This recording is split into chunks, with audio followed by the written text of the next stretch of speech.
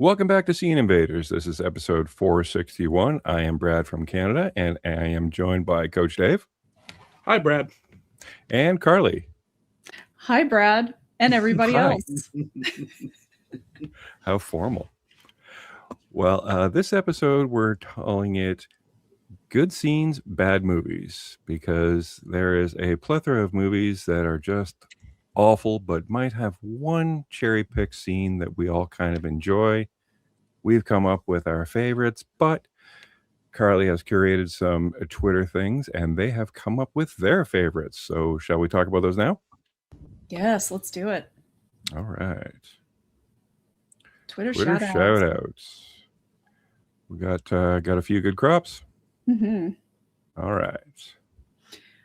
So Charles Klein at Charles10959307, the International, the Guggenheim Museum shootout scene. I have not seen this movie, but I did watch this scene before the program tonight, and it's pretty cool. Good scene? Yeah. I have no idea what's going on, but there's lots of shooting and people getting shot, things breaking. It's pretty cool. And I like Clive Owen.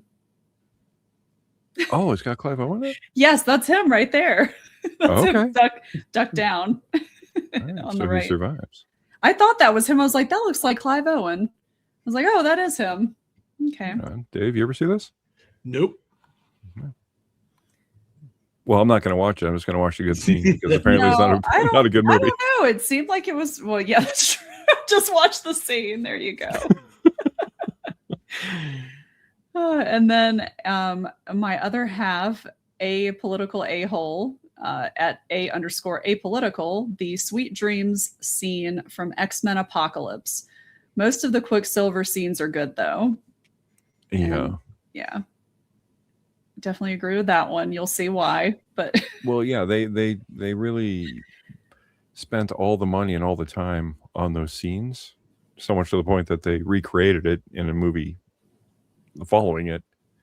But that was couldn't really quite. Good thing. Yeah, I mean, you couldn't quite catch obviously you can't catch the lightning in a bottle, like not message, time in a bottle song from the first one. But then he says Duel of the Fates in the Phantom Menace. It's like poetry. It rhymes.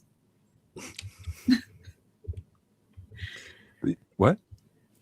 It's like poetry. It rhymes. Duel of the Fates in Yeah. Phantom Menace? Yes. Okay. The scene where they're fighting? I don't know. No, I know the scene, but I don't. Oh, okay. I don't know the rhyme part. No, it's a joke because that's what's his name says. George Lucas talking about story writing. That quote, he said it's like poetry. It rhymes. Okay. See, I didn't know that. Sorry. right over. Your other half and is here much I am more just clever talking than I am. about it. No, I'm just talking about stuff like everybody's supposed to know about it. But no, it's just supposed to be. It's a funny quote that he said before. Okay, I'm gonna look that quote up, and I'm gonna watch that scene again because that was the best part of that movie. Yeah. And then Frank versus the Russian in the Thomas Jane Punisher movie. Kevin Nash gets stabbed for real. Guy's a monster. Yeah, the prop department was not really on their A game in that entire movie because Thomas Jane actually also got really sewn up by Rebecca Romijn. The needle she was using was real, and she was poking his skin and actually sewed the prosthetic to him during the scene. So that's hardcore. Oh my God. I really wanted to like that movie. I did too, because I really like Thomas Jane. Me too. But it was pretty bad. It was Oh well. Thomas Fairbairn the fourth. Thomas Fairbairn, The Matrix 2 has arguably one of the greatest action scenes of all time. I do include the fight with the vampires and Ghost in this as well. Not a great movie as a whole, though. Now, is he talking about just the vampire fight scene in that big hallway and then the chase scene too, or? I think the whole thing where the chase scene, I think the it starts with the vampire dudes and then goes into the chase, or Yeah, vice versa? yeah, because you have the French dude, Handless. You're Handless. Yeah, I love that guy. The Machiavellian, The Merovingian. Merovingian, Merovingian? Merovingian. Okay, I just pulled that out of the air. I was lucky. Yeah. That was We're all thinking about the scene. Listen, nobody else is like streaming shit the bed for a second there, because literally all I heard was and then like I got a roly spinny thing or whatever where everybody's faces were. So I was like, oh great, I'm gonna hope that this stops before he finishes talking. You're lucky I'm long-winded. Aw. But yeah. Then the Gentleman's Sock Monkey at sockmonkey_58. No Time to Die was bad because it's basically considered the unnecessary Bond film. Daniel Craig even admitted that he did it for the payout. A woke storyline with poor character development. It oddly contained a gem within. And I ran out of time. I wasn't able to watch this scene. So have you guys seen it? Do you know what scene he's talking about? He's talking about the chase scene in the forest. Okay. The fight scene when James is walking around just shooting everybody and cars are crashing left, right, and center. That sounds awesome. It was awesome. And him and I actually had a discussion about the woke conversation on why it was woke and stuff. And he made some really, really good points. But Oh, really? yes, the Gentleman Sock Monkey knows his thing. That's good. I still haven't watched that movie. I just did not hear very good things about it. What did you guys think? I'm on board with it was unnecessary. Yeah. And it did shoehorn in a lot of conveniences to end the story. Mm-hmm. That was the villain was Rami Malek. Yeah. And it was just creepy as all hell. And I never understand how most Bond villains are able to rise to such power so secretly. But I was really not sure about this one.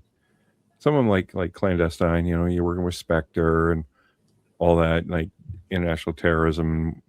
But I don't know, this one was just evil for evil's sake. Mm. And didn't really seem to have an end game, but you know, James Bond had to stop him, and he did. Spoiler alert. Good job, James. But, you did it. But oh wait, I was about to spoil something really huge, but it's never okay. mind. I think I already know. I won't spoil anything, so I'll just leave it at that. But Okay. And I'm probably gonna butcher this, Josie, so I'm sorry. I actually don't know how these lines are delivered, so forgive me. Because please put down the crazy at Josie Lewis 2019. She says, the oh God, oh man, oh God, oh man scene from Tough Guys Don't Dance 1987. And then they're eating her, and then they're going to eat me. Oh my God. And Troll 2, 1990. And then breakdance fights, Breakin' and Breakin' 2, Electric Boogaloo. Boogaloo. I haven't seen that one. And then, oh my God, but then she did include this fantastic little scene, this fall scene in Avenging Force 1986. And did you guys watch that? Did you watch that little scene, the little snippet she left? Oh my God. So there's this guy that is, I don't know any of the context into the scene as to what's going on, but there's a guy that is like literally like holding a kid in his arms, like almost like he's trying to use them for leverage or something on top of a rooftop. And there's people below and they have guns. And then there's another girl down there. And for whatever reason, they like shoot at him suddenly. And then they both like fall off of the roof. But they like use these great dummies. So you like see like the kid dummy like hit stuff. And like it was really funny. It was. I have to now. Yeah. I would definitely recommend watching just at least that little snippet. It's totally worth it. All right. And I think your line reading was fantastic. Oh, well, thank you. Thanks. Then Gil at Peer_Rat8585.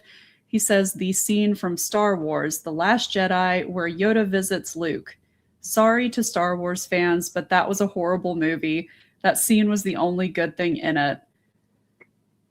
Is that the one where they like burn everything down? Like, I hate that scene. I'm sorry.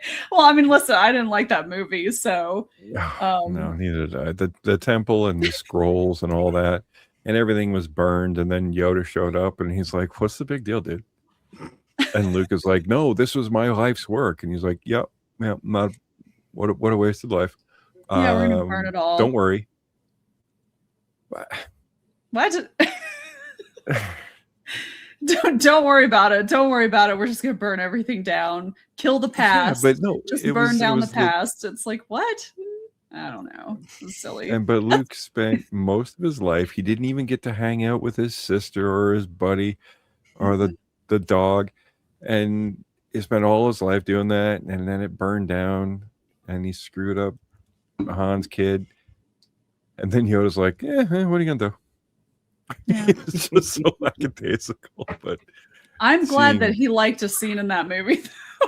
No, I like that scene too. Yeah.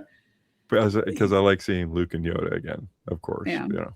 I mean, like, I like the original when they're fighting all the red people, the Rey and the red people. The red people. They're in shiny red guards latex or whatever. Yeah, they look like those guys.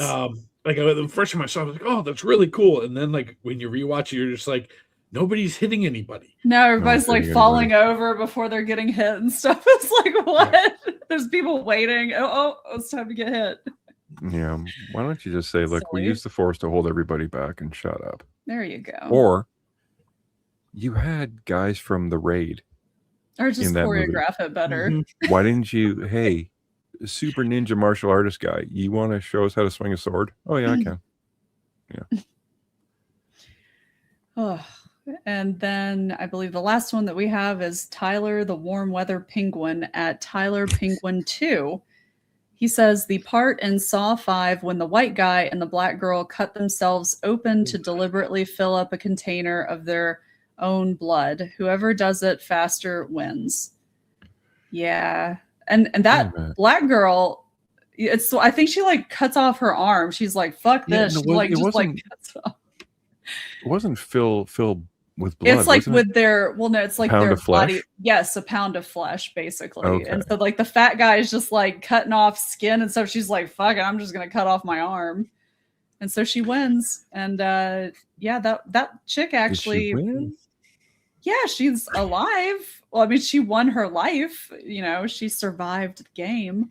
And she actually that girl actually, I want to say it was, oh god, what was the name of the show? It was like Scream Queens or something, where they held an audition to have that part, you know, to have that part filled in Saw. Oh, really? It was like a little, it was some kind of what do they call them? Oh my god, a reality show. Yeah, okay. It was pretty fun though. I want to say they might have had like a couple of seasons of it. They at least had one where she was the winner and she got to be in the movie. But yeah. I don't know, man. All those Saw things, I always think of how the only way to win is not to play. So right? Oh, I'd be totally dead every fucking time. I'd feel like, you have to do this. I'm like, what? Wait, I didn't understand those directions. And then I'd run out of time. Yes, you must get out in 4 days or else the poison will get you. I'm good. What do you mean? I mean, I'm not doing it. That looks very sharp. And no, I'm poisoning. You say, huh? Okay. And I was going to lay down and die. Aww. Or if the dude starts hacking himself up, I'm like, what are you doing? Like, maybe we can come up with a better way between the two of us. And he starts cutting his way. All right, you win. Go ahead, guy. I'm right here. I've lived a good life. Yeah. Tyler the Warm Weather Penguin. I like that.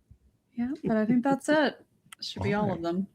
Well, we're going to move on to Carly's, but thanks everybody for playing and keep throwing these suggestions in and we will keep shouting them out because they are a lot of fun. Really appreciate it. So now we have Carly. Good scenes and bad movies, a collection of memorable moments from mediocre movies.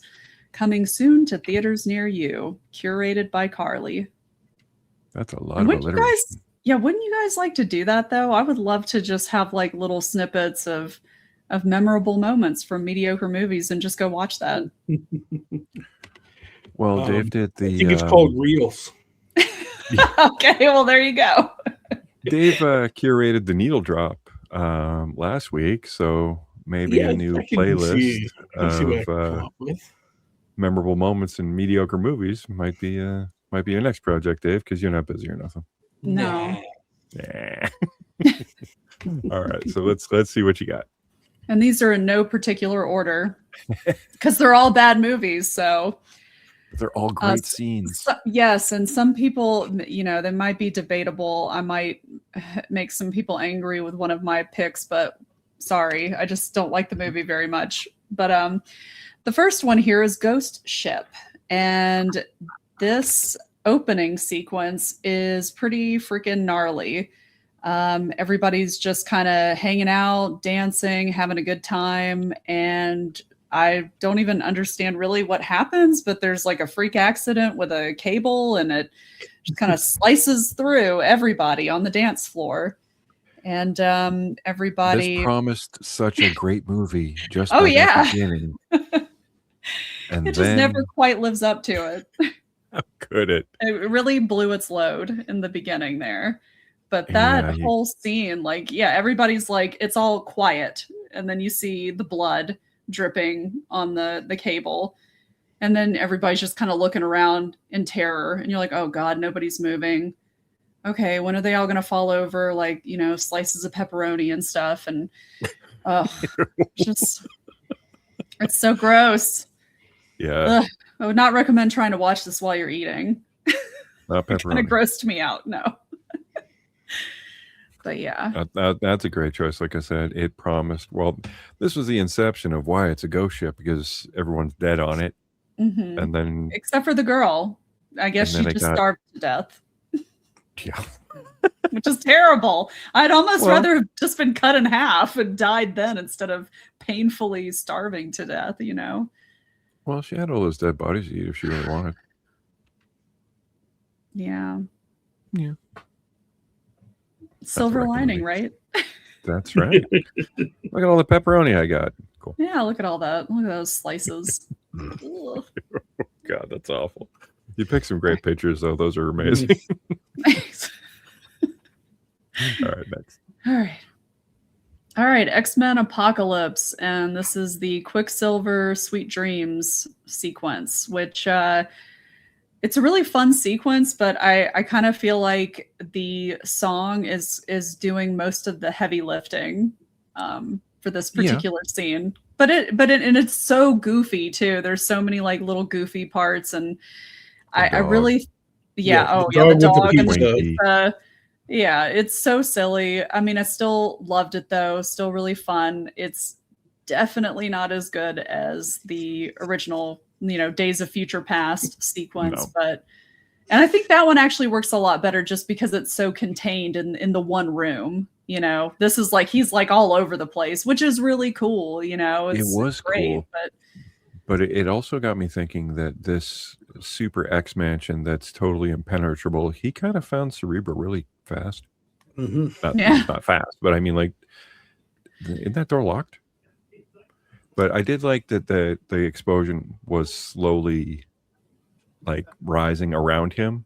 And he kind of, floorboards were slowly pulling apart. and the pieces and the spires were flying all over the place. It was really good visually, but yes, like I said, you can't really catch lightning in a bottle twice. No, but still really enjoyed it. And the rest of the film, I don't remember much of it because I remember being very disappointed, especially with Apocalypse's design. He looks so goofy. Oh, just can't take him seriously. Like, and okay, that's Oscar Isaacs, right? Yes, and I like him, but I don't know what it was. It just did not translate. I've seen cosplayers do a better job. Such a fantastic actor. Yes. And it looked like it was almost wasted. So I remember when it first came out, you saw all the people comparing it to the Mighty Morphin Power Rangers, the Mhm. Ivan Ooze. They said that was Yeah. more He looks comparable, and yeah, goofy. Yeah. it does. They should have made it more comic accurate because, like I said, I've seen people at comic cons and things like that and cosplays that look more visually impressive than what they put to film. It was not good. Well, I will say that what's her name that played Psylocke, Olivia Munn. Hmm. She was very comic accurate, but Yeah. she just looked good. It's kind of hard to fuck up Psylocke as long as you kind of make her somewhat, as long as you give her that Yeah, boob get window. a slutty latex The bathing boob suit. window and the Yeah, bathing suit look. Yeah. Give her a psychic sword, and she's sold. Mhm. She's good. I think All it's right, called next. Psionic, by the way. I'm just kidding. Psionic? I don't know. I'm joking. I don't know. No, now I'm wondering because she was in like one of my favorite runs when Jim Lee started over and they had Oh, Gambit, yes. and Yeah. oh my god, And the Japanese what's her name? Oh God, I forgot. Betsy Braddock. Well, Betsy Braddock. Yeah, Betsy Braddock she's Kwanon, I think. The Asian body that Yeah. she's in. That's the assassin. But Betsy Braddock, what's her name? Revanche. Oh, I forgot her name. Right. Oh geez. I think that Yeah. is one of her names. Yeah, yeah, now because I there can't was remember. at one point when there was two of them, and she tore her eyes out, and Yeah. That was fun though. Yeah, I did like that run. And I love Gambit is my favorite mutant of all time. I love the way Jim Lee Yeah. would draw Gambit. Oh, so Jim good. Lee's great. He draws women fantastically too. I just love I love the way that he draws. Yeah. We're gonna do a spin-off Jim Lee podcast. We're gonna talk all things Jim Lee. Yeah. Remember that Not scene? Rob Liefeld. Hey. With the big chest and the little teeny tiny ballerina toes. I will say one good thing about Rob Liefeld. Yeah. I met him at a con. He is such a sweet guy. Oh, that's good. He is like the nicest guy ever. And I saw him at the bar later. Mm-hmm. And I was just there. He was there, and he looked over and he says, "Hey, you came up and talked to me." And I'm like, I'm sure a lot of people did. He's like, "No, but you had that good question that I can't remember." I'm like, "I can't remember either. I'm pretty drunk." And he's like, "Oh, I'm getting drunk, man. I'll buy you a drink." So he bought me a drink, and we shot the shit for a bit. So he was a really sweet guy. Hell yeah. Can't draw, but Yeah, no. But totally sweet guy. I say that he can draw better than I can. Well, I was about to say, yeah, I definitely He's could not made do a that. shit ton of millions drawing bad comics, so I can't. I'm not making fun of him. But, No. okay, Rob Liefeld, Jim Lee spinoff podcast. Good. Mm-hmm. How about next? Yes, next. All right, the last one, 28 weeks later. Actually, I almost wanted to do a twofer here and put 28 weeks later and also 28 years later on here. Oh, yeah. Because, I did not like 28 years later. I didn't think it was terrible, so maybe it's not a bad movie, but definitely the best part of that movie, along with 28 weeks later, that best part is are the opening sequences, just the very beginning. Obviously, this whole opening sequence feels like a completely self-contained, almost just different movie than the rest of it. I'm guessing it's because it was directed by Danny Boyle. I think it was. I may be wrong with that. Okay. But I seem to remember either hearing that somewhere or reading it. I believe it was directed by Danny Boyle, but that is why that part actually feels so much better than the rest of the movie. And so, Oh, really? yeah. So wait, like they have different directors direct different sequences, or? Now that I want to make sure that I'm right about this. Hold on, because I seem to remember that that's what happened, but I could be totally wrong. Okay.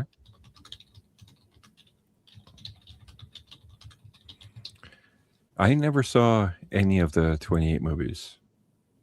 Okay, so it says, yes, Danny Boyle directed the famous intense opening scene of 28 Weeks Later before handing the sequel over to Juan Carlos Fresnadillo or Dio. Fresnadillo. I don't know how to say his name. What's the dealio? Yeah, what's the dealio? So yes, he did. All Okay. of that in a long-winded way to say that I was correct about that. Good job. I Good job. remembered correctly. Danny Boyle Great. directed the beginning. That's why it's so much better. Okay. And those So- are all my choices. I've never seen any of the 28 movies. Oh, I like the first Not even one. the first one. I haven't even seen the first one. I don't know why. I would recommend it. Did you find It's one really else? good. I know. Cool. So I guess I will go up next. Yes, trying new stuff here, so bear with us. Okay. Ooh. All right. Bad movies, great scenes, and I played along. I took a little bit of Coach's style and just played along with our logo a little bit. But I was trying to think of that meme that has the guy doing the Mhm. and then big smile. It's I was Drake. just trying to copy that, but here we go. All right, number 3. G.I. Joe: Rise of Cobra. Now, it's a bad movie because it's a long title, a long Mhm. unnecessary title, because anybody that likes G.I. Joe knows that Cobra is probably going to be in it. But Is this the sequel? Makes sense. no. This was the original? This is the Okay. original. Oh, wow. Okay. Yeah. I didn't see it. And I think part 2 is G.I. Joe: Cobra has risen. Now we're here. Go. I am a huge G.I. Joe fan, so when this was announced, I really didn't care if it was going to be good, bad, or ugly. It was G.I. Joe, and I'm going to go see it. And then they said they got Channing Tatum. I'm like, I like Channing Tatum. And they said they had a bunch of other people. I'm like, I don't. Okay. So I sat through this movie, and the only good scene was the Paris chase scene Yeah. that had Snake Eyes on top of the robot kind of Jeep that transformed a little bit with weird stuff, but him doing the front flips over cars and the side things and using his sword, and Scarlet on the motorcycle was cool. Now, what wrecked this chase scene was, for whatever reason, 2 cyborg suits that had Duke and I don't know, I think it was a Ripcord or Airborne. I can't remember which one Wayne played, but they were running along all superhuman like, and I was just like, what are you doing? Why don't you give everybody on G.I. Joe these fancy suits? And not for nothing, why did you give them to the 2 rookies in G.I. Joe? Why are you giving the $1 billion suits to the rookies? So I don't know if you noticed in my pictures, I didn't highlight any of that because that was stupid. But actually seeing Snake Eyes on screen was enough for me to make this not a complete trash movie. And it starred as Snake Eyes, Ray Park, or Darth Maul. And they didn't let him talk in this one either because Snake Eyes doesn't talk. But yeah, I watched this scene a few times because I still got goosebumps watching Snake Eyes do front flips and impossible side maneuvers and all that stuff. So my next, Superman Returns, the Brandon Routh, Kevin Spacey, part 3 of Bryan Singer's love letter to Richard Donner, because they decided that they're not going to recognize part 3 or part 4, so they just made a part 3 for Superman that doesn't really. They shouldn't have. They shouldn't have made it. God, it was a bad movie, and I am such a Superman fan. I'm a bigger Superman fan than I am G.I. Joe, and I sat through that crappy G.I. Joe movie. Oh. But I mean, in Superman, he never throws a punch. Not one punch in Superman Returns. He fights an island, a kryptonite island. Oh boy. That sounds really boring. Well, kryptonite is the only substance that can kill Superman, so he is able to lift it and throw it into space. And it's like, just a bad movie. It was so bad. Oh, I was so mad. But the one saving grace was this scene of a young Clark Kent running through the cornfield and just essentially learning he could leap over tall buildings in a single bound. Just the music, how fast he was, and just him, like say, jumping miles high and long. But as I look at it, I don't know why young Clark is wearing glasses, because he's just kind of discovering his superpowers now, and he doesn't really need to hide as a young man. So I don't know why he's wearing glasses. You know what? The more that I look at this movie, I don't think it's a documentary. But it was a cool scene. And I also watched this quite a few times, just reliving the glee of young Clark, learning that I can jump over a building. I'm really strong. I'm really fast. So I'd best hide it from everybody forever. It looks great. It looks like he's like frolicking. Oh, yeah. It's like Well, I was a farm kid, and I used to run through the cornfield, and I never could jump like that. I just inhaled a bunch of pesticides. It was easier. Yeah. All right, so my next. Yep, let's represent Star Wars: The Last Jedi. More. God, what a bad movie. Yeah. That was the equivalent of a low-speed chase for the entire movie, while other people did stuff for no good reason. And The whole casino, the casino planet chase, like Casino Planet there weren't any tauntauns, which they could have used tauntauns, and the porgs, and God, it was just bad. It was so fucking bad. it took some big swings, and then like there are parts I actually like, but just No, you don't. But I'll tell you one part that I really loved, and it was when Luke finally got off his ass to do something. I mean, he didn't really, if you saw the movie, but we thought he did. And he went down and he stared down all the big walkers, and Kylo shot him with one shot in a big red, looked like a bloody spray. And then for about 6 minutes, just shot guns, every laser. I want all guns trained on that man. And shot him and shot him and shot him and shot him. More. he's doing his best Gary Oldman from everyone. Every gun, yeah. And then just to watch Luke Skywalker walk out and just brush it off like, what's that going to do? Yeah. Yoda already came and like badmouthed me about a half hour ago. You can't hurt me.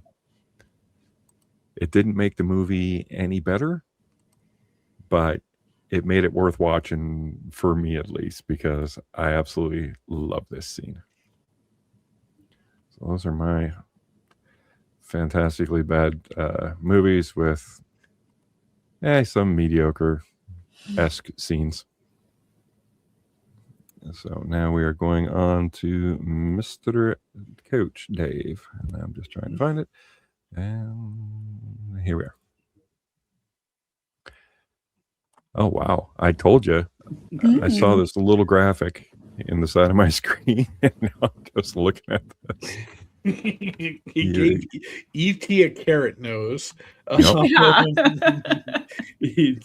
random dragon. I guess this is what bad movies look like. It goes right from the ocean to the road to a waterfall to it's just a little bit of everything. Yeah, but look at that car. I'm thinking, is that the car from Wraith? I don't know, but it's leaving those two poor people about to get sucked into the ocean. Or that dragon's gonna get him. All right, Coach, let's see what you got. All right. Number 3 for me, mentioned in the Twitter shoutouts, but Matrix Reloaded. Just, they had to build a highway just so they could film this. It's just kind of flawless. Yeah, the agents jumping from car to car does look a little janky, but like looks cool though. Yeah, the motorcycle weaving in and out, and it's all preluded with the I thought you said never to get on the freeway. Yeah. You just said that was suicide. Yeah. So Let's hope I'm wrong. so good. Yeah. My number 2, Southland Tales. Oh man. What? Listen, This- I'm so disappointed because I love Donnie Darko so much. Yep. I still have yet to see this movie just because I've heard how awful it Oh. is. Is it really that awful? It just Pretty doesn't make terrible. any sense. Aw. The guy Richard Kelly, the director, creator, writer, he tried to do a multifaceted comic movie soundtrack, all releasing in different parts. There was a website, there was this big mystery to try and find your way through. And like I, much like you, Carly, was all in on Donnie Darko, and I'm like, I can't wait for what this guy does. Yeah. And you just don't really know what's going on. Aw. You know, like we should have kind of known from the cast. It was like, oh, he's this auteur and he's going to make all these random parts just work. It's like, Mm, let's have The Rock, yeah. but Buffy the Vampire Hunter, Justin Timberlake. Like it's just a who's who of like what. I've never seen this. But there is a thing where Justin Timberlake's character takes a bunch of drugs and then just starts hearing the killers. I got soul, but I'm not a soldier. Oh jeez. And there's these girls dancing around him. It's very almost like a musical interlude in Big Lebowski, but Oh. that made sense. I had such hopes for this, and it was just, man, you need an editor. You need someone to be like, hey, dude, no. This is Just no. yeah, this is kind of like, you know, even there were people that said David Lynch, like, hey, this is a little much. You know, but you know what one good film can actually get you in Hollywood is actually surprising.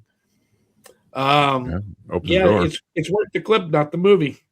Okay. But my number 1 is Street Fighter. Mm. The whole Chung Li exposition of you killed my father, prepared to, like, and then he's just like, yeah, for you, the day Bison graced your village was the most important day of your life. But for me, it was a Tuesday. The coldest response by a bad guy ever. Yeah. And wow, what a bad movie. Just, we randomly have Blanca. We randomly like That was nothing. Charlie. There's That was Giles' buddy Charlie. The dyed-in-the-wool American with the Frenchiest French accent, Oh god. Jean-Claude Van Damme. It's just God, it was awful. yeah. So that And was The Wait, dude have that you played guys seen Zangief. the oh sorry.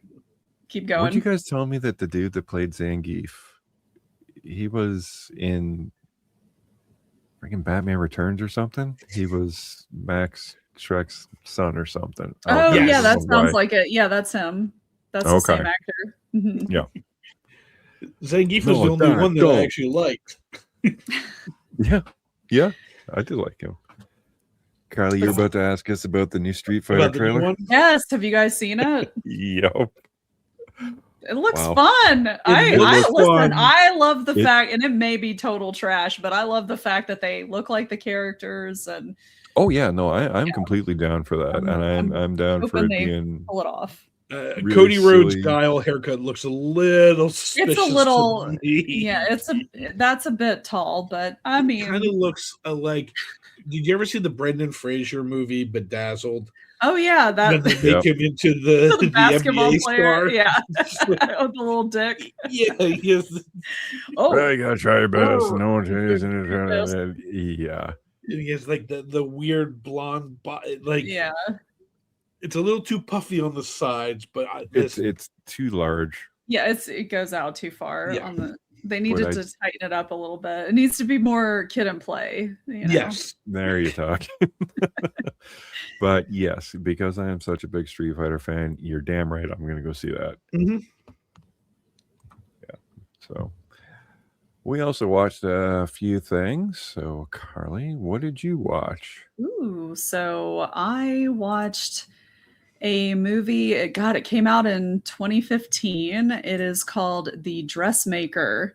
And this actually showed up on my radar because of a YouTube short. And it was something like a dress doesn't change anything. And after just watching this, like maybe 1 minute clip, I was like, ooh, what is this? So I put it on. It's actually streaming on Amazon Prime, and it has Kate Winslet in it. Takes place in 1951 in an Australian town called Dungatar. And she basically comes back to her dusty hometown for revenge after being sent away when she was 10 after being accused of murdering a fellow classmate. And Jesus. she's well, listen, and it's so weird too, because she shows up with nothing but a sewing machine. She's got this killer style. Like, she just dresses like nobody else in town.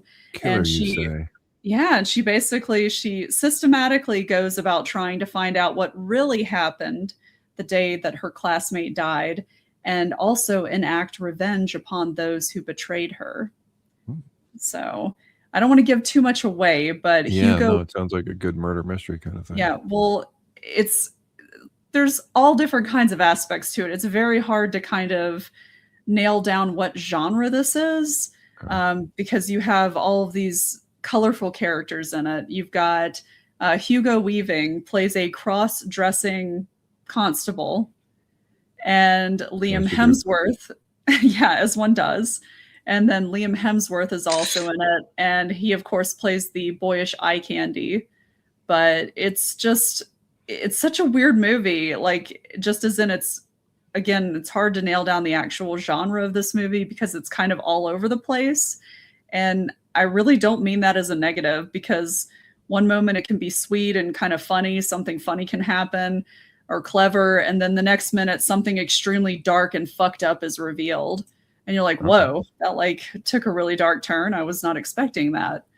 So yeah, this movie it was a very pleasant surprise. And I don't typically like period piece movies or anything like that. Again, this takes place in 1951, but like, I loved the outfits that she designs in this, just the whole fashion and everything. It's really cool. I don't know. I really enjoyed it. And even Trey watched it with me, and he was like, okay, that was pretty interesting. So even guys can like the movie. It's not a chick flick, I promise. It's very fucked up. There's all sorts of weird shit going on. So, well, you shared the short that got you to watch it. Yeah. And just watch it. I'm like, you know what?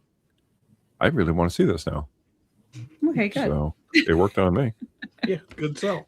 Yeah. If you guys watch it, let me know what you think. I will. Might talk about it. So I also watched a couple movies. The first one also came kind of from shorts or reels or whatever they call them now, from Instagram and X and all that. And it is an anime from the 90s called Paprika. And just the visuals absolutely sold me, just because I love animation. And this is about a machine that can help you enter dreams. So you get to enter people's dreams and help them. It's supposed to be a very therapeutic thing, but hey, guess what, everybody? Things go awry. And it's kind of like Inception. Anime doesn't make sense. It just doesn't. It never has. It never will. Anyone trying to look for a linear story that this started and it ended and everything's great, it's never going to happen. So just sit there and watch the visuals. And my God, the visuals in this thing are absolutely worth it. You could watch it with no volume and, like, I don't know, smoke a joint and put some music on and just keep this in the background. But it is absolutely beautiful. It's by Madhouse Studios, and they've done a whole lot. They've done a whole lot. The rest escapes me what they did, but You've seen it's by the same guy, Perfect Blue. Yes. Yep. yeah. Because I have not seen Paprika. I've not seen Oh. that, but I have seen Perfect Blue. You have to. Okay. Well, if you just go on YouTube and type Paprika, a lot of it was hand animated, Mhm. hand drawn, and all that. And I could just imagine the trials and tribulations these guys went through to make it look so perfect. Because you can see the characters breathing Mm. as they're not doing anything else. You can see like their subtle breathing, or even like little Like a little like twitch or their a vein pulse. or something. Yeah. Yeah. It just the things that they pay so much attention to that probably is a throwaway for it, but I just noticed everything. And I went back and I watched it again.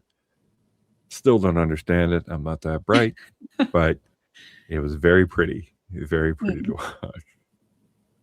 And I must have been on some kind of Japanese kick, because I stumbled across The Lone Samurai. Mm. Now, this just came out, 2025, and it is about a lone samurai. No Now, he's way. I shit you not. He's lone. He's lone. Oh. Well, he's not really lone. He start. All right, I'm going to spoil this movie because it's not good. Oh no. It's not good. But it had the I promise. was that looking forward to this. It made my list too. Of like, oh, came across my way. I'd like to see it. Yeah. Uh-oh. Well, okay. Do you mind if I spoil a little bit? Go right No, ahead. go for it. If you said Okay. it's terrible Well, or not good, Okay. I guess. it starts out on a boat, and the boat crashes, and the lone samurai is the only one who survives. And he survives with a big stick of debris in his thigh. So, he's already hurting. He pulls that out and starts roaming this island.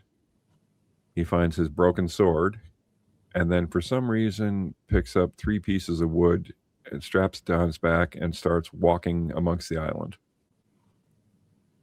I don't know why he's got the wood. I was like, what are you doing, dude? Like, your thighs hurt. You're obviously not well. So first I thought, okay, maybe he's doing it just like for resistance training. Like, because he's a badass samurai, and he's just like, no, this can't stop me. As he's wandering around, he's having visions of his wife and his kid and their kids. And so it's kind of like, okay, he's lost something. So he kind of makes his way around. He befriends a Gila monster lizard thing by not killing it and just kind of letting it go. And he keeps wandering, and he keeps wandering, and he keeps wandering. And you're like, okay, this guy's alone. And he's got a broken sword, so he's kind of a samurai. He gets to where he's going, which you don't really know. It's a beautiful scenery in this island. And he sets up these 3 pieces of wood as kind of like an idol. And then he gets on his knees and is going to do that seppuku thing where you stab your guts out. I don't know why I had to travel. Don't know why I had to travel that far or set up that fancy idol for it, but he did. And as he's doing that, he's hitting the head with a rock. Because a neighboring island who has what looks like Maui warriors has come and grabbed him, put him on a boat, and taken him to their island.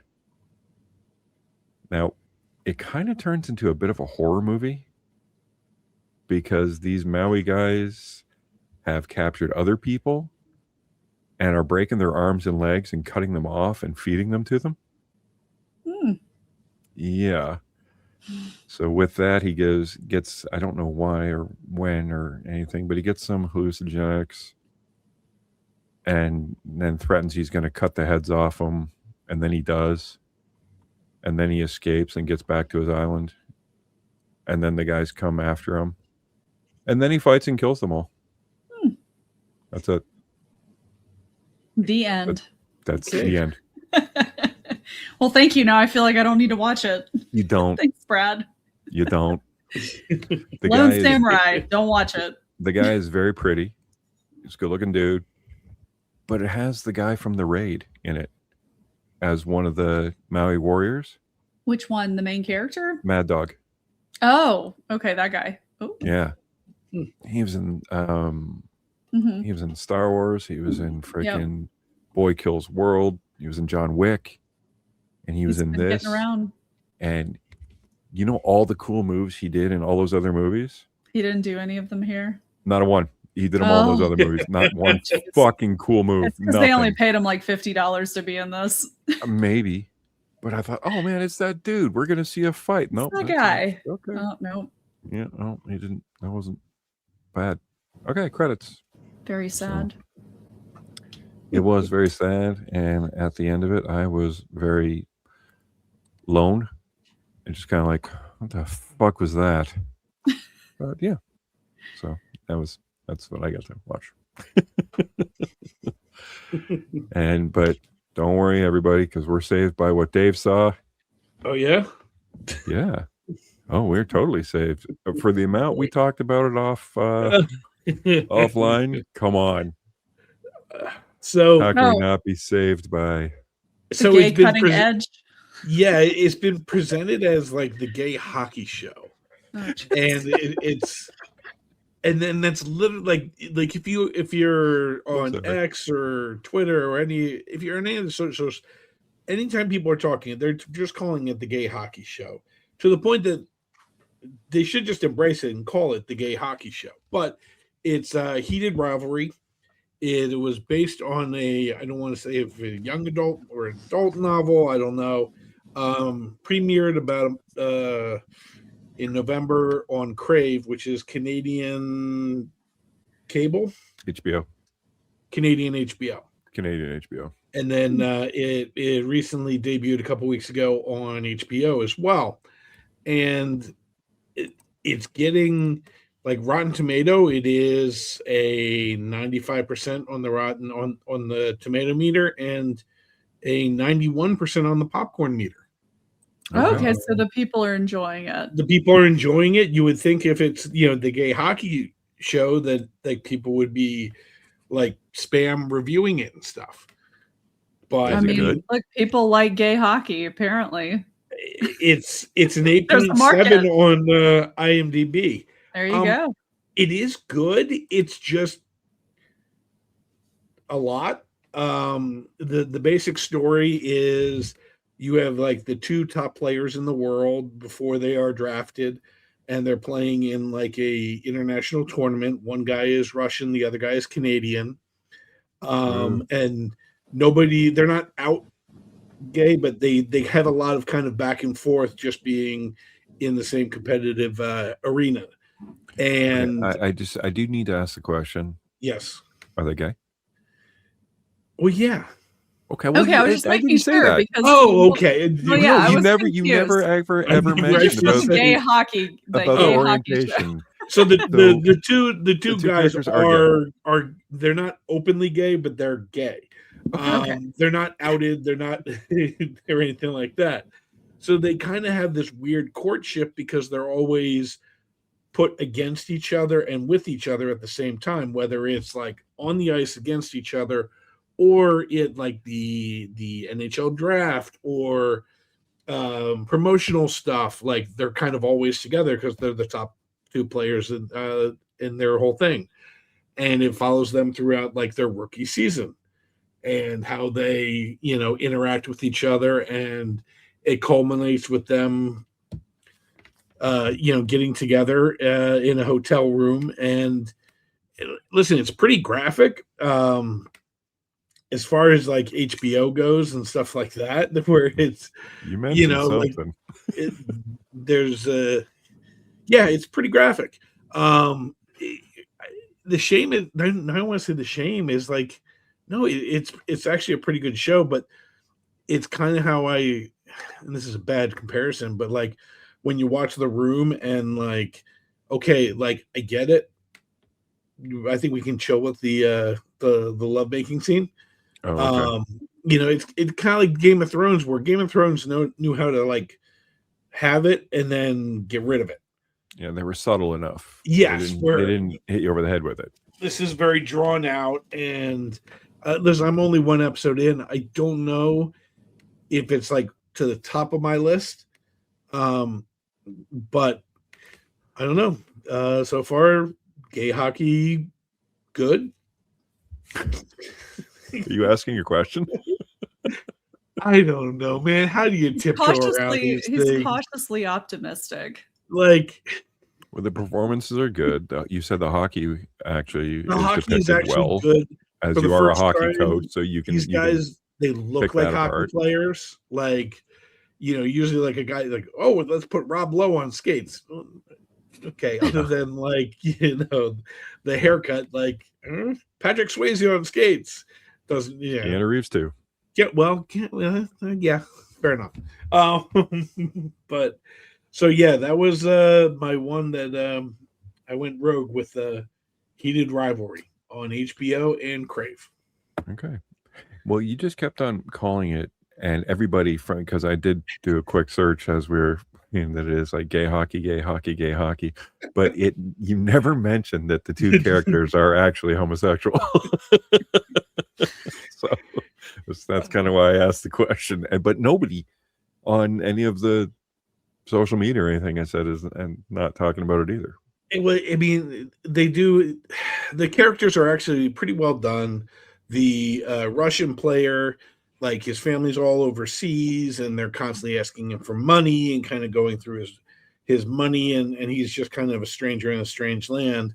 Where the Canadian guy is kind of like the face of the thing. He is a mixed race of Asian and another race. So like he's kind of, they use White. him for a lot of promotional stuff, and like he gets all the sneaker ads and stuff like that, where he's more the skilled guy, where the other guy is kind of the brash power guy.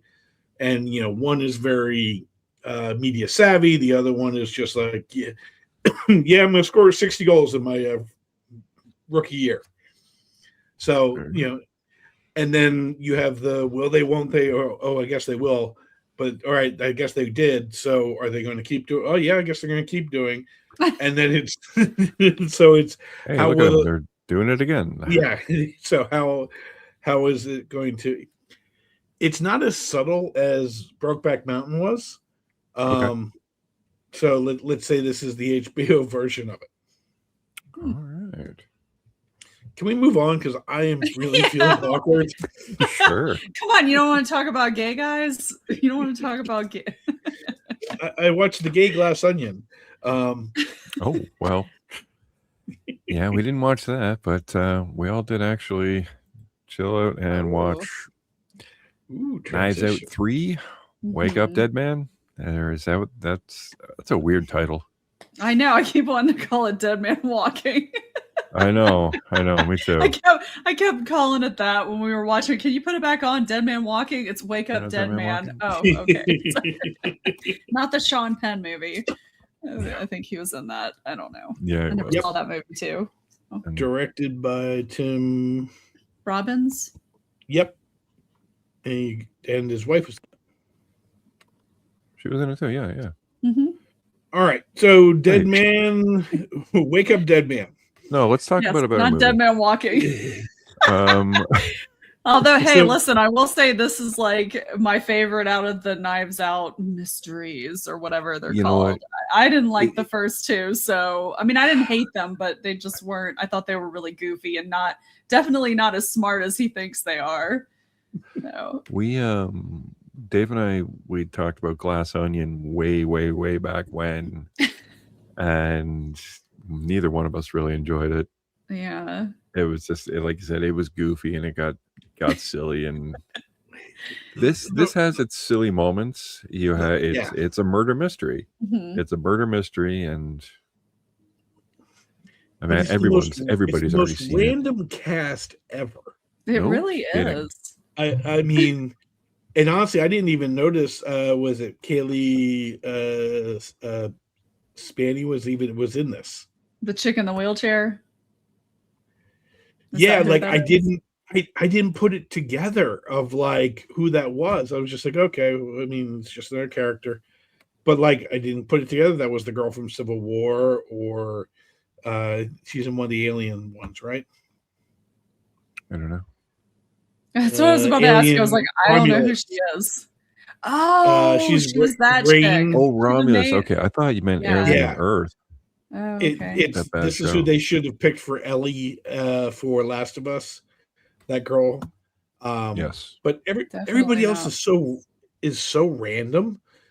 Yeah. We got Josh Yeah, it's- O'Connor, who's been thrust into the limelight with the tennis movie. Glenn Close, He was who's Glenn good. Close. Josh Brolin, who's Josh Brolin. Jeremy Renner, for some reason, playing like eighth Oh lead. God. Yeah. Andrew Scott, who I love, he's the sexy priest. Kerry Washington, okay. Mila Kunis. That's the one that doesn't fit. Yeah. No, Okay, not at but- all. I will say this. Okay. We have in the past maybe not been so kind to starlets who have had a lot of work done. Mhm. I will be kind to say that she has not had any work done, Okay. and she looks like she's aging. She does, but she doesn't look like a cop. No, I didn't say she No, was a cop. no, no. She I looked like thought a you like a almost said something else for a second there. What? Sorry, I didn't know you were No, saying that's the cop. hockey whoa, movie. whoa. I know, I was like, Whoa. that escalated quickly. She reminds me of I think it was like Scary Movie 3 or 4 when they were making fun of signs, and like the random lady would show up with a different size hat for the constable, and it's just like, what do you do? That's all I could think every time she showed up with that state trooper hat. Well, Yeah. as well as yes, she has aged. Thank God, hasn't had a lot of work done, but she does not look like an authority figure. Yes. Not at because all. She's too looks hot. about She's too 4 pretty. feet tall. Yes. Yeah, and very she's pretty. tiny. Like I don't need you I've never rocking seen a cop look that hot. I'm sorry. No, it's I'm not part sorry. of the cop uniform to run the smoky eye. No.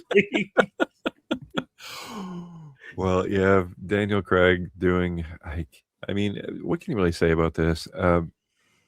Murder happened, and he figures it out. And you got a colorful cast of characters from, like I said, Glenn Close, the Believer, Yep. Josh Brolin, the The priest that's just The- trying to F He's with him. awful. I The- kept wanting to call him Jeff Bridges. I was like, oh my God, it's Josh Brolin. It's not Jeff Bridges. He looks like Jeff Well, Bridges. oh, If I The had to hear masturbating about that, yes, obsessed. the masturbation, like it's like the masturbation okay, obsession we get it. that he just tortures this other priest with. Hmm. But I watched this with the family, and we laughed so hard when he was doing confession about one of his many masturbating stories, and he says, I was ill prepared, so I had to finish in a magazine, which could be a sin in itself. But I don't know, it's just the line, I was ill prepared to Ugh. just got me. Everybody did great. Everybody played their part, and like I said, it was probably, I would say, the best of the movies, Yeah. in my opinion. Mhm. But the only reason it might not be as good as part one is because part one started it. Yeah, and I think That's part one, it didn't seem like stunt casting as much, even when Chris Evans showed up, because he was such a dick. Hmm. That Yeah, that- he was like, fresh off Captain America. Yeah, that he was like at least playing a character. I don't know what the hell Jeremy Renner was doing. Yeah, I don't either. He was like playing a very emasculated man. It was like, what? No Wife wonder your left wife him. ran off. Yeah, Like, I He's wouldn't the want to be lawyer. with you either. yeah. I mean, everybody else's stories kind of made sense. I mean, even Jeffrey Wright's in it for a little bit and then comes back near the end. He was good. I mean, I think Thomas Glenn, Hayden Church. yeah, who's always good. I think Glenn Close is the anchor of this. Yeah. That like if we don't have her, it kind of all falls apart. When she freaked out when the wheelchair girl stood up. It's a miracle. I can walk. It just hurts to walk. Yeah. There was some pretty good laugh out loud moments, but it was a little too long. They did a lot of posing for spiritual sake, I guess, just to give a little bit of divinity and whatnot. But yeah, I will say there was some good. Oh yeah. There was some good religious introspection and like, free will versus no free will. Like they didn't shit on anything. No, they didn't. But they posed challenging questions to the different characters and how they see religion, which I thought was actually very well done, very tastefully done, and very smart. Now, Carly, you were a little apprehensive to see this because of Daniel Craig's, I believe you called it foghorn leghorn accent. Yes. Oh my God. It was like very distracting. How was it within this one? It was not insufferable. I will say it was considerably toned down for the most part. Yeah. It was. You never said buttress. Buttress. Buttress. Yeah. There was I like his long hair. Yeah, he looked good with a beard. He's cool. I think there was a lot of times where I'm like, oh, I guess this is ending now, and it's like, nope. And oh my God, I know. I'm like, oh my God, this still has an hour left. Oh, fuck. I know I say that, but it wasn't a terrible movie or anything. Like I thought it was. Like I said, I liked it the best out of the other two. All three. But yeah, I wouldn't never say bored. And we brought up his other work, The Last Jedi. I'm actually a Rainn Wilson fan. Not Rainn Wilson, because that would be from The Office. I'm also a Rainn Wilson fan. I enjoy Rainn Wilson. Yeah, The Rocker was a good movie. Rian Johnson, I think it is. Rian Johnson. Rian Johnson. That's it. I like. Thank you, everybody. Good night. I like Brick. I like the work that he's done with Joseph Gordon-Levitt. Yeah. Like, Brick is so good. Looper was pretty good. Yeah. Yeah, Looper's. I like the work, and he at least tries, somewhat new things. He has this cash cow deal right now with Netflix, where it's just like, I make anything I want, they fund it, and I get to do it. And then on the side, he's making Poker Face and all these other things. So, like, I'll give him credit. He's doing high quality work. Yeah. Yeah, he's really trying. I think he needs a little bit of help with the whole story writing, though, a little bit. I just don't think he's clever as he thinks he is. That's all. I think a lot of the stuff seems like he's, I don't know if I'd call it cheating, but like it purposely, filmed in such a way to misdirect the audience. And I get it, you want it to be a mystery, but I feel like you could write it smarter to where it makes sense. And you could still be like, oh, I didn't see it that way. Now that I'm looking at it this way, now it makes sense, so but I'm not a writer. Better writing, less directing. Yeah. Well, I mean, he's fine with the direction. The direction was fine. I just think he needs a little bit of help with some of the clever mystery writing. Because heck, did you guys see what was that other one? The movie with Kenneth Branagh, who he plays the other. On the Nile, the train one. I liked the one. I didn't see the train one. I did see the Nile one. That one was okay, but I actually really liked the one with, I think it was Michelle Yeoh or whatever. It was the most recent Haunting in Venice or whatever. Okay. I thought that one was actually pretty interesting. So I would definitely recommend that one.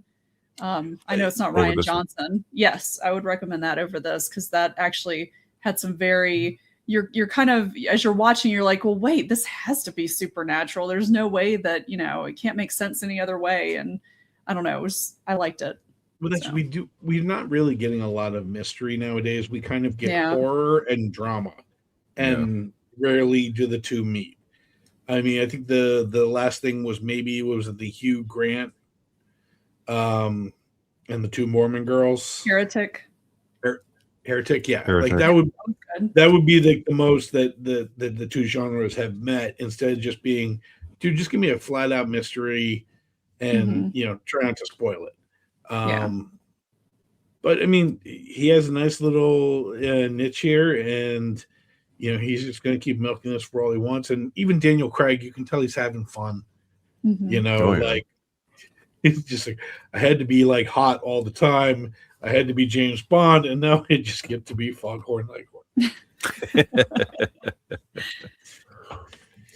Oh Yeah, man. well, that was our group watch, not together, but we all watched something. But we also all, as we have been spoiled lately with some really good TV, and we all watched Pluribus, Mhm. episode 7.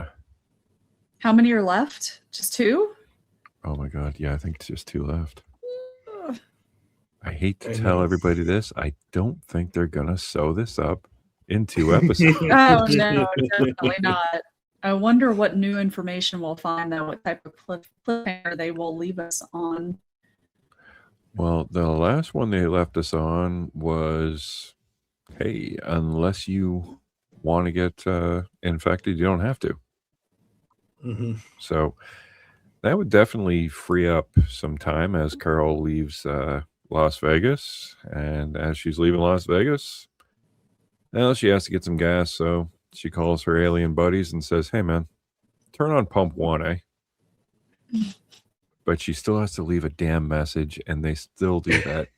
I know, That's she still freaking- hasn't told her to like just say, hey, leave a message. Yeah.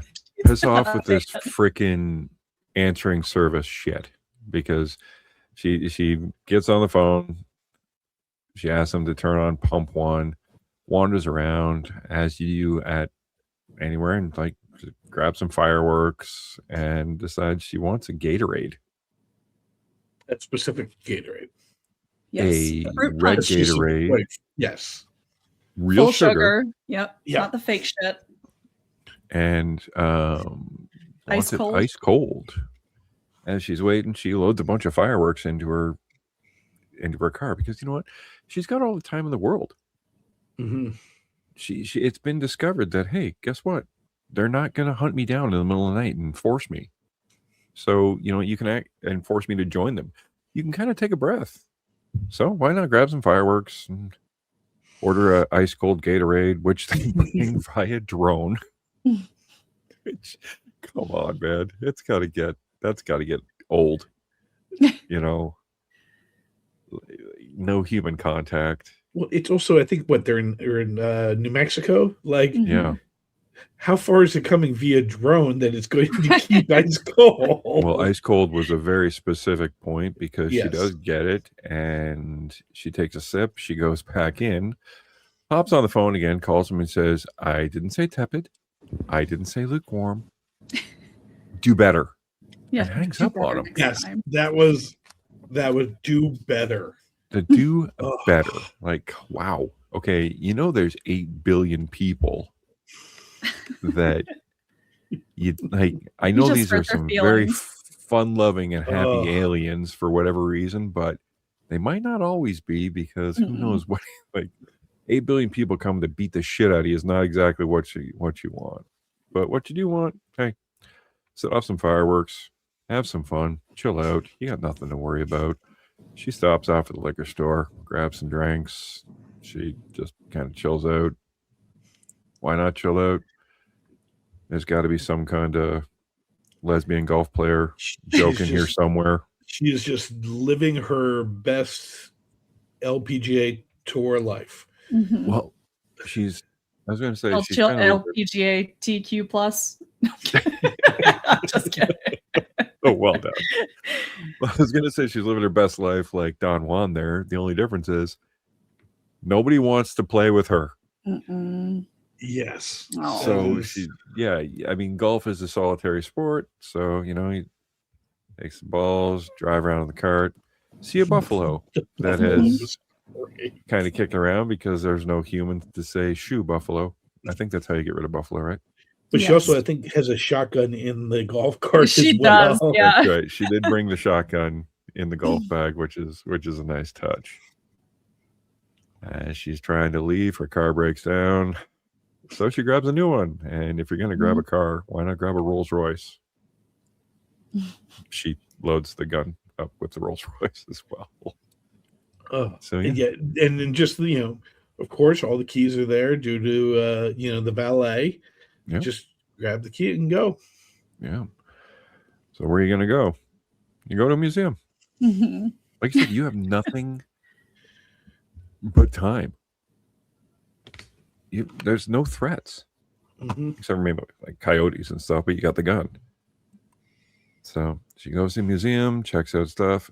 Did you guys get the feeling that she's kind of doing all the things that her and Helen used to do? Probably. With the golfing in the museum. Yeah. I mean, I don't think she's too keen to go to that ice motel again, but she just, kind of just enjoying herself. And since there's no security at the museum, hey, why not take the freaking painting and put it up in your house? I would take so much artwork. I'm just like, yeah, it would be awesome. The fact that she replaces her print of it with the actual the original. Yeah. Oh man. But I do like that her. Yeah, she's sassy. She's kind of shitty. She's a shitty person, but she seems to be kind of easing into, okay, these guys are going to do what I want. I might as well take advantage, because she was not in the previous episodes when they're being so accommodating. She was like, nope, don't want anything. Nope, piss off. And just, it was very, I have to get this. So pick up my garbage, do this. Well, she kind of leans into, you know what? You could kind of live a bit of the good life. So instead of, I don't know, microwaving up some hot dogs, she calls and says, hey, I want to dine out tonight. I want to go here. The place I like. You know the place, you know what I like. And you know the meal. So I'm going to take my car there, and it is all lit up. And she's like, as far as the food, she gives the menu that she wants. And look at that smile. Like, she is actually like, hey, okay, they know what they're doing as far as food goes. She's had some wine. She is just chilling out. So even in solitary, she is, I guess, living her best life as far as it is presented for her. Unlike our other friend, who was trying to make his way to Carol. And it's I feel so terrible for him. It's like the story of Sisyphus, man. It's like just pushing the rock. He's got his car that means so much to him that has run out of gas. So this man is resourceful, I'll tell you that much. So he just kind of cruises on, and as he is walking, he is not left alone. No one's mad at him. So people keep palming up pounds, like, hey, how are you? And they offer him water, but he is stonewalling him worse than Carol, because Carol will at least interact with him and tell him to fuck off. He won't even. Well, Carol will at least take some of their help too, sometime. After the initial bit, but yeah, he just doesn't want to have anything to do with them. Also, anytime he siphons gas, he leaves money. Yes. I did like that. Yeah, but then I'm just like, how many times do you got to get this gasoline in your mouth, dude? After the first time, I was like, come on. Yeah. Well, please, we have to see you spit the shit out every time. That got a little bit. Yeah, I was like, oh. It's like, I've siphoned gas before. You don't need to get it in your mouth. That's what I said. I'm like, there's no reason for him to get at least multiple times. Okay, first time. Yeah, he's not good at this. For someone that knows how to do it, he's not good at it. I think it is just basically showing the trials and tribulation of, Carol is fine dining and he is sucking on gasoline. Yes. Just to make his way. But he is making his way.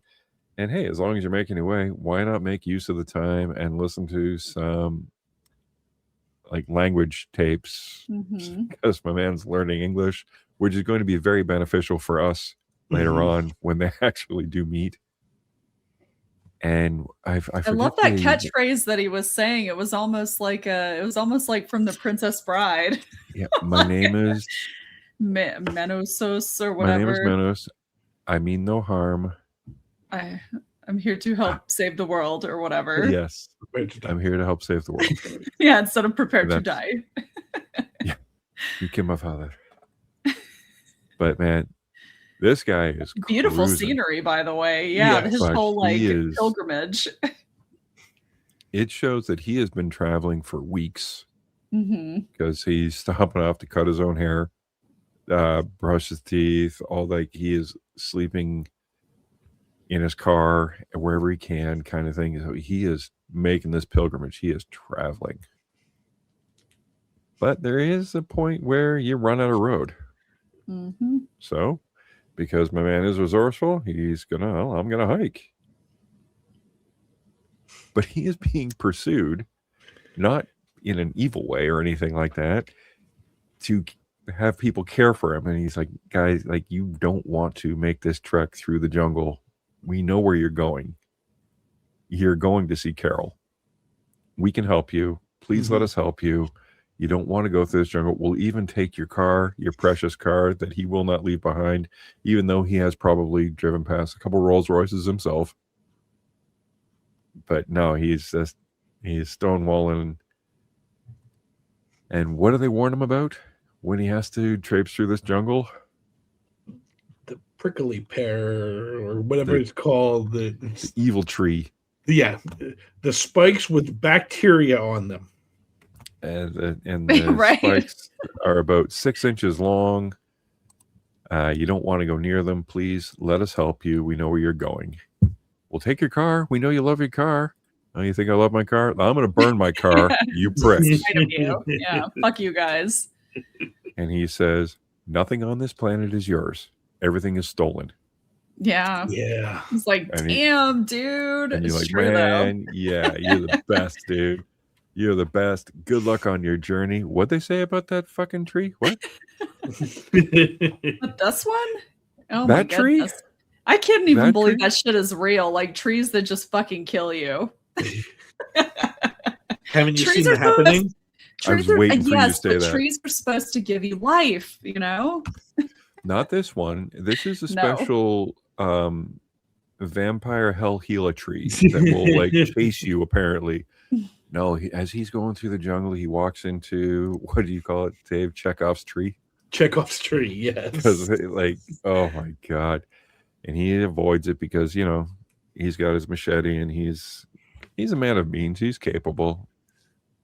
I would be asking for 40 aliens not to, like, don't fly me there, but I need each of one of you to carry me there just to be aggravating. Can you but- guys just chop down all those trees? Oh, wait, they can't.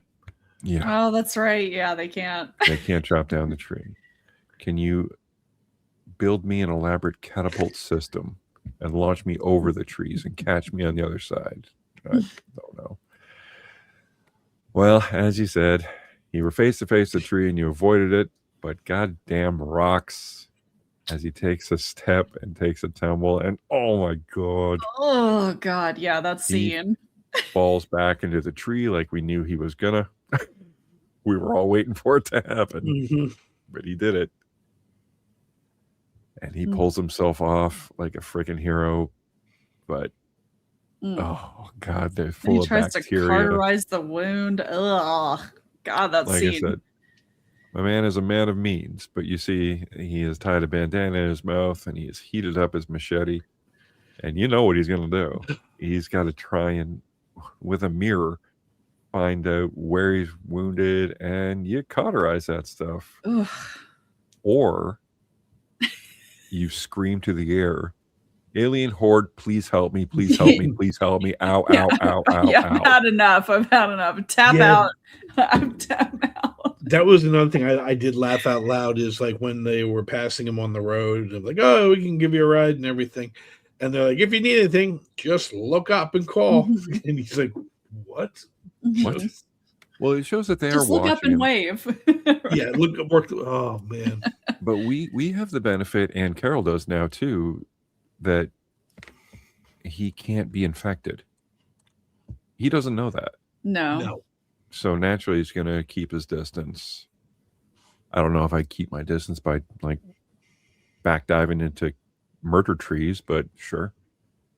But, you know, he doesn't care because he's got a destination. He's got his little mantra, and he's got a horrible infection in his back, and he just can't go anymore. He passes out through like fever, and the aliens intervene because they've been watching him. So like, all right, let's go get him. We're assuming they're going to get him and not going to go throw him at that tree again. But Right. So we move on to, it has been 48 days, 16 hours, 57 minutes, and 15 seconds. I can't remember what the original, was it 8 days or something? I think so. I think it took 8 days. So Carol has been alone for about 40 days. Which, give or take? Yeah. So solitary, sure.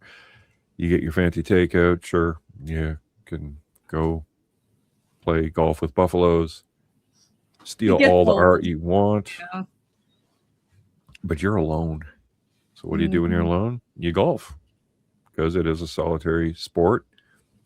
But even golfing gets boring, so have a little extreme golf and just smash a bunch of windows with the golf balls. That's I was like, yes, this was not on my bucket list, but I think we can put it on there now. No Yeah, that'd be kidding. fun. I would run out of buildings, just smashing stuff. I would call them up and say, "Hey, man, the windows are broken. You guys want to fix that?" Something tells me she did, but in her absolute boredom, she's just kind of dissolved herself to hanging out, drinking 6-pack, lighting off fireworks. Yeah, you can tell things are not going so well though, because she literally is sitting in this circle of huge, fireworks, and she has them all tied together, like all the fuses, and all the wicks or whatever. Yeah, one of them falls out. I'm like, well, first off, like as soon as she's sitting in the middle of this, I'm like, why is she fucking that close to these? One of those is just gonna fucking fall over, because that happened one year that we were setting off fireworks. Oh, no shit. In one of our old house, and yeah, the thing fell down, and then it proceeded to shoot fireballs into our neighbor's house. And we're like, oh my god, we were so lucky that it was like brick, and it kind of bounced off of it, and obviously didn't start fires. But I was like, oh my god, Woof. it was pretty scary. So yeah, I was like, Well, what are you doing, Carol? Well, as you can see, she is She doesn't done. look very happy. She's numb. It is. Yeah, numb is perfect. And the fireball launches right past her face. She does not even blink. Mm-mm. It's like, Yeah, she sees Now's it my tip, time. and Now's my it's- time. yeah, and it's like it looks like it's pointed directly at her, and Yeah. then just misses her, and she's okay. But it doesn't miss everything because it hits either her house or her neighbor's house. Yeah, it's her neighbor's house. Okay. Yeah. Yeah, because she didn't like hop to it pretty quick to put it out, but she eventually gets there and hoses it down. And I'm, she got to feel pretty guilty. At like, okay, sure, might not be your neighbor, but it's your neighbor's house. So you head to the hardware store because you got to fix that shit, right? Or at least that's what I Or thought do she was you? doing. Right? That's That's what what I I thought. thought, Yep. Well, because even the mundane would be exciting when you have nothing to do. Right. Like, what was her Yeah. passion? What was her passion for this? It was writing, and it was Helen. When are you going to write a book and let one person read it, and then the whole populace of the earth gets it through her memories, their memories, whatever, and then they can say, I don't like it.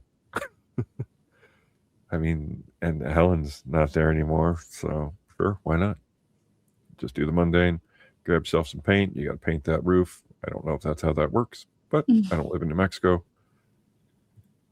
So screw paint. I'm paint the ground. Which I thought she might be like painting like an ice rink or something.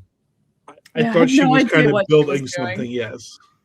I mean, I kind of figured she was writing something, but I didn't know what it was going to be. Well, I kind of thought it was like, fuck you, I'm still here, Mm. or something. Mhm. Just, but yeah, she just paints on the ground. She does pretty well because she's pretty proud of herself. She looks pretty like, yeah, I did that. I'm good. She goes inside just to chill out in the air conditioning because the aliens are always on her about, it's hot out. Make sure you hydrate. Hydrate. So she hangs in the house in the air conditioning, just kind of existing. But she's not. She's waiting. She's waiting, and she hears a car pull up, which was exciting. And honestly, exciting, I think, for all of us because Zosha's finally back. Mhm. Jeez. I really like Sosha. Really did like her. Yeah. I'm glad Even though she's like alive. Yes. Almost killed her a couple times. Yeah, right? Oh, geez. She's been through so much. So she's a champ. Between the heart attack and the grenade, sure, I'll go see her. And Carol is happy to see her. Well, standoffish, shall we say? Like, what are you doing here? But eventually, She breaks. just breaks. Oh, and she just starts crying as she's being held by her. It was so, I was like, oh my God. I know I'd feel like that too if I hadn't had any like real human interaction for that long. Well, Ugh. there is a clinical term called touch starved. Mm-hmm. And I didn't realize until I heard it. And I'm like, yes, okay, I completely understand that terminology. Mhm. And, Sosha is just almost, you can't tell if she's happy because she's always kind of happy. She got blown up and she was happy. They're She always was crying content. and looked happy. But it was good to see them together again. Mhm. And Carol is definitely extremely happy, or just relieved, or just an emotional release that, oh my God, is she checking up on me?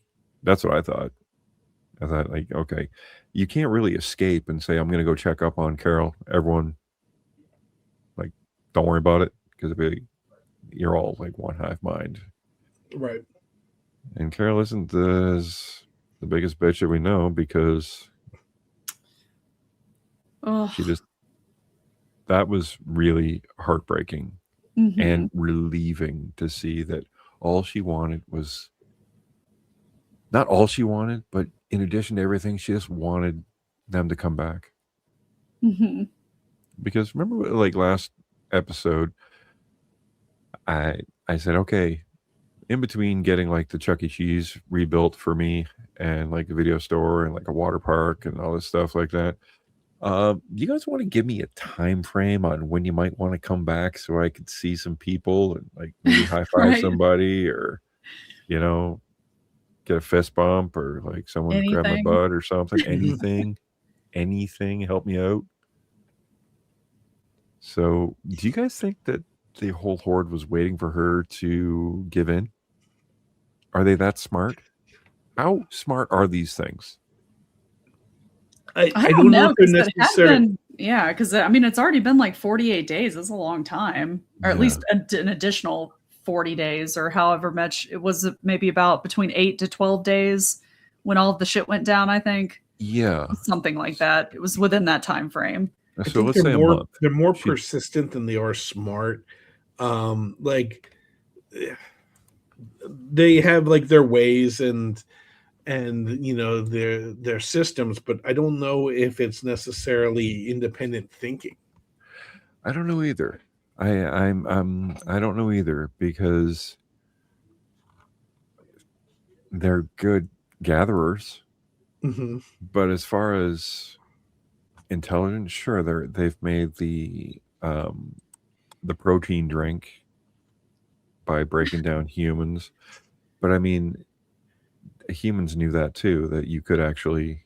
So I mean, I think all their intelligence comes from existing intelligence that humans already possess, right? Right. Yes. unless they are having some kind of nefarious reasons, which we're still waiting for the other shoe to drop. But That's probably where they'll leave off the end of the think so. season with Yeah. something to Ugh. make the scope get a little bit bigger, maybe. Yeah, because it can't just be happy fun time. Whatever you want, we'll do for you. Mhm. Right. Like, what's the end game? That's our job, to have fun and speculate. Yeah, and I don't. that's- and- Yeah, I don't want to And speculate. their system much. is flawed. No, me neither. I mean, Their system is completely flawed. Everyone's going to starve. everybody's going to Right. starve to death. They're going to starve to death. I mean, it's, I It's finite. and that's the thing is, I don't think this is like a lot of the other, like the Severances and stuff like that, where to me, I'm more enjoying where the ride is going rather than The destination. trying to figure out where we're going next. Yeah, Like, just enjoy the I- ride. yeah, Just as consumers of fiction, we know that the ride ends. my hope is that it won't be like Abrupt. Stranger Things, where it's like, oh, well, we're currently filming and it'll just take another 3 years. Oh my It's like- god, Yeah. no. Like maybe come back in the fall is about all I I'm- got in me. I Well, want Apple to is say good like that. 2027. I think it's supposed to be coming out. I could be wrong. I want to say it's like early 2027. I don't know if they can quite get it out next year from what I read. Okay. I know Well- that it was like already in development and everything, so they were ready to go, but I think I don't remember exactly what was causing it, but I want to say they're thinking 2027. Gotcha. Well, 2026 is in 2 weeks. I know, right? So really, it's not that bad because we're at the very tail end of 2025. So I mean, all things considered, it's definitely not like the difference in times for freaking Stranger Things and all of their fucking Everybody just seasons. looks- I mean, Jesus, yeah, everybody's like 30 now. That is the most 80s thing about that show is that everybody in high Yeah, school is 30s in their bad 30s. teenagers. oh, Yeah, it's so weird. They really got that right. Yeah, well, oh man. I guess, like I said, we only got 2 episodes left. Mm. So, ugh. So, everybody, thanks for kicking around. Join us next week when we talk about Mhm. Pluribus again. But beyond that, what are you guys looking forward to? Anything on the radar? I mean, I guess I gotta go see the Avatar movie. Do you? You don't have to. Do you? I mean, like I'm going to. it is the same. Just It's to like complete it. okay. Yeah, I think this is like the stubborn video game completionist in me. You know what I mean? Like I was able to duck dodge, dive and dodge the Harry Potter series where I didn't need to complete it. But I've only seen one Harry Potter movie. yeah, but And that's not a flex. I always love when people say, "I've never seen one episode of Game of Thrones." Oh, you didn't watch Good TV. for That's a you. big fucking accomplishment. You didn't watch TV. Good. You went outside and played. Fuck off. Oh, is No, there, I is there just- nothing more pretentious than I don't have a TV in my house? Yeah, nobody does anymore. It's all streaming stuff. Yeah, Everybody just has a series of computers and screens. yeah. relax. Good for you. No, not doing something is not an accomplishment. So Yeah. sorry. It's true. So, yeah, I want to go I see. actually- Oh, sorry. No, please. Oh, I was just gonna say. Apparently, there is a Scream Unseen this coming Monday. So I'd like to possibly Ooh. go see that horror Do it. movie. Yes. Bless you, Do it. Dave. Thank I saw that sneeze. Okay, I was about to say I hit my little Bless- sneeze button. Bless you, Dave. I think Marty Supreme's coming out soon. I'd like to see that. That's coming out on Christmas Day. It's weird all the attention that the one girl is getting. The Odessa Gwyneth Paltrow? girl. No, the Odessa girl. It's Pamela Anton's daughter. If you don't know who Pamela Anton is, she's the voice of Bobby Hill. She was in Oh, Oh, Lucky Louie. Okay. I haven't seen that, but I do know. I do know that Bobby was voiced by a woman, Yes, and that's her. Okay. she was Wait also a minute, in wait a minute, wait a Grease minute, wait a 2. minute, wait a minute, wait a minute, Uh-oh. wait a minute, wait a minute, wait a minute. What? You didn't know Bobby was voiced by a female? Yeah, but are they allowed to do that? Because Yeah. Khan's not allowed to be voiced by a non. It Asian doesn't person matter. anymore. I know, but they don't care about the sexes. Okay, it's only race. So Really? yep. Hmm. Remember, It's only race or like, remember, you know. gender is fluid. Yes, that's right. Gender is fluid. Oh, that's race true. That's is true. not. That's true. I'm just pissed Um, off. Khan's voice is weird. I know. Well, yeah, it's not Khan. Sorry. It's not even a voiced by an Asian guy who can't even do a fake Asian voice. It's like, Yeah, you can't dude, even how do like a bad? bad stereotypical Asian voice. How bad can you fail? I mean, geez, dude, you had one assignment. That's it. Let's see. I'm almost there with Stranger Things, and I guess the rest is going to drop soon. Okay, well, I think either 2 or 3 episodes are dropping on Christmas or Christmas Eve, and then the final episode is dropping either on New Year's Eve or New Year's Day. I can't remember. It's one or the other. Gotcha. So, but yeah. Well, we will continue to drop on Christmas and New Year's because we are devoted. We That's are right. devoted people, and we have nothing going on. And our biggest complaint is that Asian people are voicing Asian.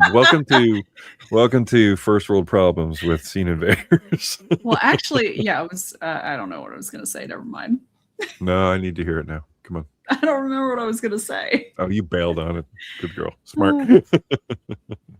Well, anyway, yeah, we'll come back with a new topic for everyone to enjoy, and thank everybody for the Twitter shout outs that keep on playing. You guys are the reason we do this. There's a hockey player in the background with Dave. So not gay hockey, though. Not gay hockey. None of my business. None of my business. Love who you love. Watch what you want to watch. That's right. So, Dave is busy, so I'm going to say goodnight. So say goodnight, Carly. Good night, Carly. Say goodnight, Dave. Is he gonna? He's Thumbs up for thumbs up. Dave. Thanks, everybody. We'll see you next week. Bye.